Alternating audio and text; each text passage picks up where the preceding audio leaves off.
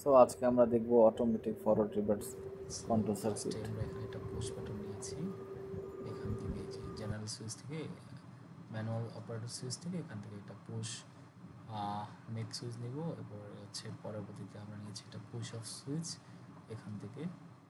এরপরে আমরা এটা নিয়েছি রিলে, ম্যাগনেটিক রিলে।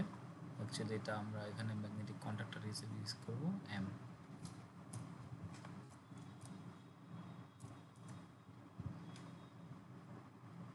সো এই ম্যাগনেটিক এটাকে পাওয়ার আপ করতে হলে এখানে একটা ল্যাচিং করতে হবে। ল্যাচিং এখানে প্রত্যেকটা পিন নাম্বার দেওয়া আছে। পোস্ট সুইচের 23 নাম্বার পিন থেকে মেন লাইন থেকে 23 নাম্বার পিন যাবে এবং হচ্ছে 24 নাম্বার পিন থেকে আউট হবে। অ্যাকচুয়ালি এটা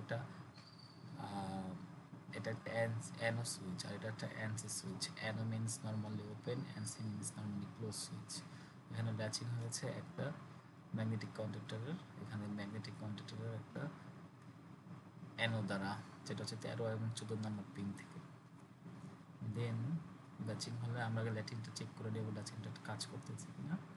দেন হচ্ছে ওই ম্যাগনেটিক কন্ডাক্টর দিয়ে আমরা একটা টাইমারকে চালাবো।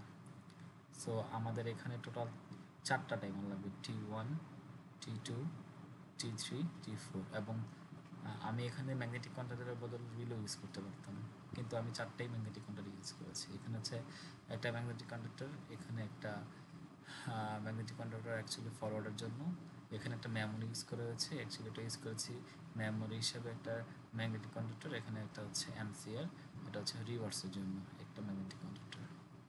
সো আমরা হচ্ছে এই ম্যাগনেটিক কন্ডাক্টর দিয়ে পাওয়ার আপ করে দেন এই যখনই হচ্ছে এই ম্যাগনেটিক কন্ডাক্টরটা পাওয়ার পাবে এটা এনসি হয়ে যাবে, আর এই ম্যাগনেটিক কন্ডাক্টর এনও হয়ে যাবে, এনসি থেকে এনসি হয়ে যাবে। সো এখান থেকে কারেন্ট পাবে একটা টাইমার হলে দেন এখান থেকে টাইমারের কানেকশনটা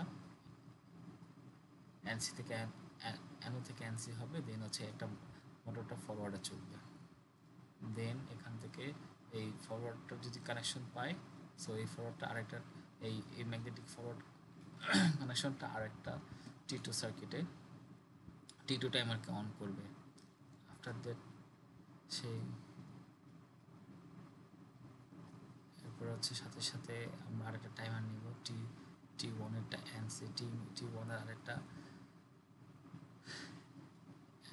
অ্যানো সুইচ নিব এবং সাথে আরেকটা যে ম্যাগনেটিক মেমোরি হিসেবে নিব সেটা নিলাম, সেটা ল্যাচিং করলাম।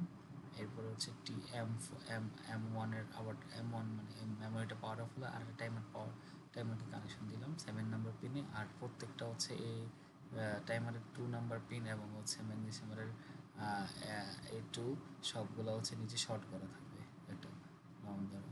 দেন এই টাইমারটা পাওয়ার আপ হলে দেন সেটা মোটরটাকে রিভার্সে চালাবে এবং সেই রিভার্সটা যখন পেয়ে যাব এখানে অ্যানোটা এনসি হয়ে যাবে আর একটা টাইমারকে 4কে টাইম করে দেবে। এই টাইমার 4টা এই সম্পূর্ণ আবার এখানে একটা টাইমার 4 এর একটা এনসি সুইচ দেব, কারণ এই টাইমার 4টা যখনই হচ্ছে পাওয়ার আপ হয়ে যাবে দেন এই যে কানেকশনটা ছিল মোটর যখন রিভার্সে চলতো সেটাকে অ্যানোটাকে এনসিটাকে অ্যানো করে দিবে, যার ফলে তখনই মোটরটার সাথে সাথে রিভার্সে চলা বন্ধ করে দিবে, আবার সাথে সাথে ফরওয়ার্ডে চলতে থাকবে।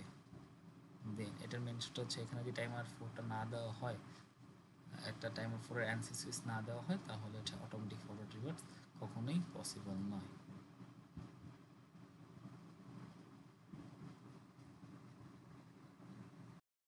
তো এটা হচ্ছে উইদাউট মোটর ছাড়া কন্ডিশন। তো এখানে দেখলাম পাওয়ার পেয়েছি কিনা, দেন চেক করে নিলাম ফিজিক্যাল আসছে কিনা, দেন পুশ বাটনের মাধ্যমে অন করে নিলাম।